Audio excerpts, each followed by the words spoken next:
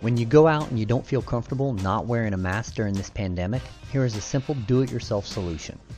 Lay your bandana on a flat surface and fold in half. Then in the same direction, fold in half again. Flatten out. Take your rubber bands and put one on each side. Slide it up and then straighten out the bandana as much as you can. And then repeat to the other side. Slide your rubber bands about 4 to 5 inches from the end. Then fold each end over the rubber bands towards the center. Grab your rubber bands with your fingers and with your thumbs lightly push in the center of the bandana to make a small cup. Your bandana is now ready to wear. Take the rubber bands and slide behind the ears. And then you're ready for action.